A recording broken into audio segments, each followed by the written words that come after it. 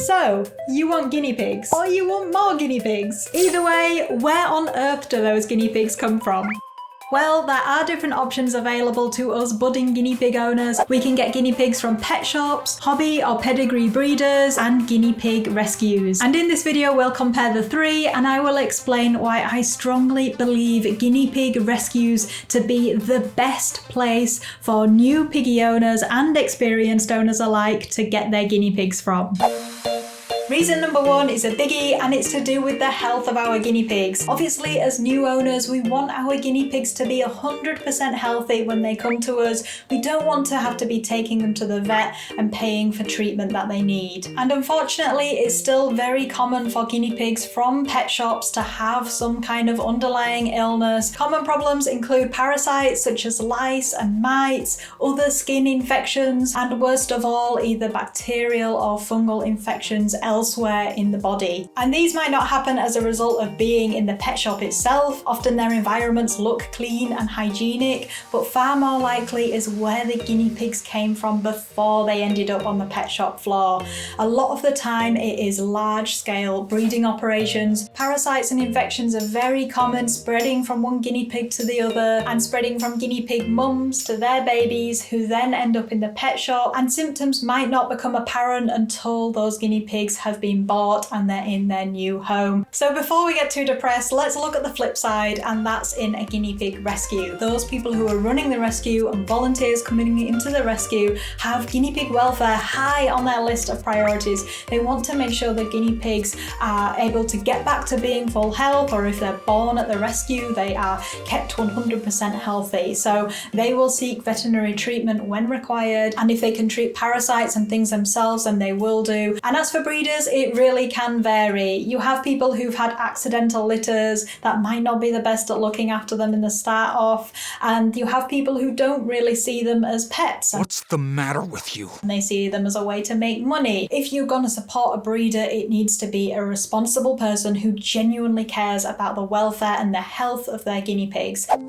Reason number two, and I have to get Phoebe back with us because she is just so adorable not to cuddle. So reason number two is to do with the sex of our guinea pigs, whether they are males called boars or females which are called sows. Now with a breeder or a rescue, you're pretty much guaranteed to get the right gender that you have specified that you want. They know guinea pigs relatively well, unless they are a breeder who's posting online and they're trying to get rid of the babies and they don't know much about them. But in general, responsible breeders, and especially always rescues, you will get the right gender. However, it's a different story with pet shops. Unfortunately, the people who are separating out the males and the females at such a young age as well, they can get it wrong, and it can end up so you've got males and females mixing. Males will get the females pregnant even at such a young age. Then the females go into their new homes and lo and behold, give birth to a whole new batch of guinea pigs, and the owners are like, what the hell?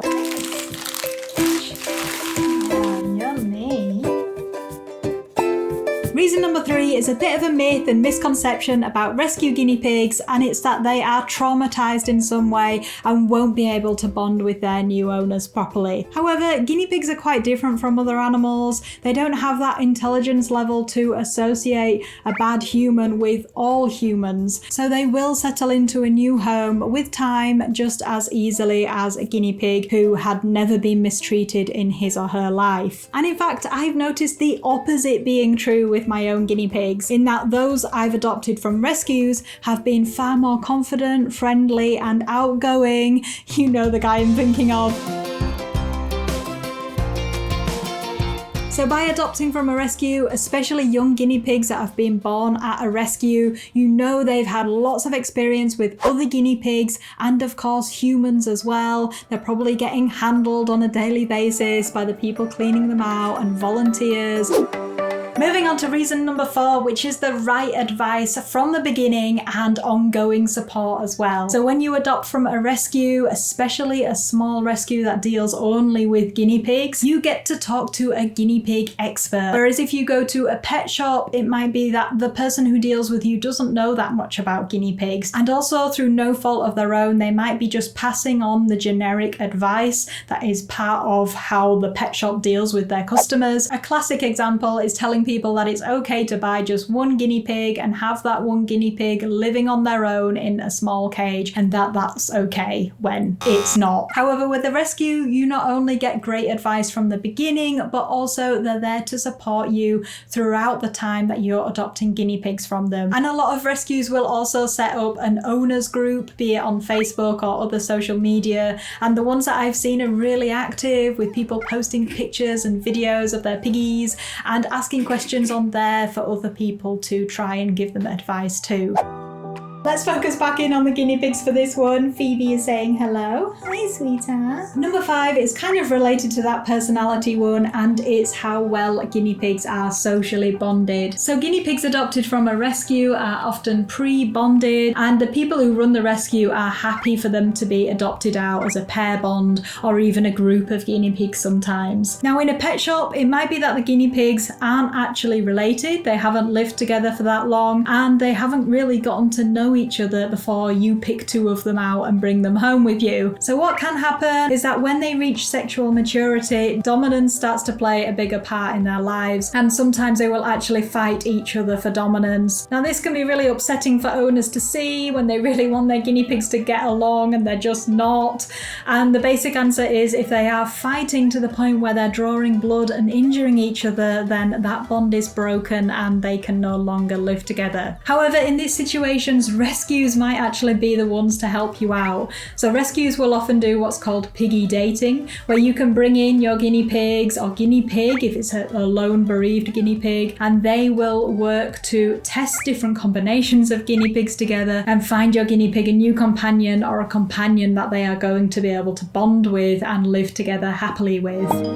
Reason number 6 stems from a question that I think we need to be a bit more honest about amongst ourselves, and that's, what if we're worried about availability of guinea pigs? What if we say to ourselves, we have our hearts set on getting baby guinea pigs, and because of that, I need to go to a pet shop? Well, for starters, guinea pig rescues are a lot more common than you might think, but they are not widely advertised, so you will need to do a bit of Googling, Facebook searching. So secondly, people might assume that guinea pig rescues don't have babies and they only have older guinea pigs. However, this is not the case. Often what happens with rescues is they get females in from situations where they're allowed to breed. So those females automatically have to go on pregnancy watch, and a lot of the time females do give birth and have babies in a rescue. So you have the opportunity there to adopt them once they are old enough. You could get a pair of siblings, or you could even get a mother and daughter bonded pair, say, which is really sweet. It's a really nice relationship to have between 2 females,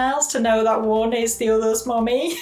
And you don't really get that with any other situations apart from in rescues. The other thing that people might not want to openly admit is that they are after a specific type of guinea pig. Say they have their heart set on a long-haired Peruvian guinea pig, for example. I've actually seen far more variety of different breeds of guinea pigs in rescues than I have in pet shops. And obviously you can go to a specific breeder of pedigree guinea pigs and get a pedigree, but do you really need them to be a pedigree, or do you just want a guinea pig that has traits of that particular breed, for example, long, luscious, lovely hair? In that case, you can probably find the guinea pig that you're looking for in a rescue. Moving on to reason number 7, and this is what I call the feel-good factor. It might not be something that people want to openly talk about or brag about maybe, but I'd say that there's definitely a feeling of pride and of happiness that you've been able to give a guinea pig their forever home and help to get them out of a bad situation. And it really can do something for our mental health, and I think it is something that's not to be ignored, and it can be a genuine reason for choosing to get even a baby guinea pig from a rescue versus a pet shop. The fact is that rescues are in dire need of support, and there are so many neglected, unwanted, abandoned guinea pigs out there that by adopting from them, you are freeing up another space for another guinea pig that they can help. And you should be proud of that. And another thing you might want to consider is that by not going to a pet shop, you're not supporting an industry that that at its core has bad welfare of guinea pigs. And I don't want you to feel bad if you've got your guinea pigs from a pet shop. It might be that there's no other alternatives or you weren't aware of the other alternatives. But hopefully, because you're here, you're watching the channel, you're wanting to provide better care for your piggies, then going to a rescue, seeing if you've got one near you, that might be the choice that you make in the future. And I know I haven't gone into a huge amount of details on breeders, and it's hard to because they really do cover such a huge range of people. I know you have dedicated breeders that genuinely care about the homes that they find for their baby guinea pigs, but you can't deny that there's people on the other end of the scale that see guinea pigs not as pets, but as something to use to make money, and you definitely want to try and avoid those people. And if you have to choose a breeder, then go for a responsible one that cares about their guinea pigs. And of course, for whatever reason it might be, including your individual choice, if you have a local rescue but you chose not to adopt from them, you can always help them in other ways. You could donate money, donate supplies, even donate your time by volunteering there. So there are so many things to think about, and it goes way beyond just this snapshot decision of where am I going to get them from.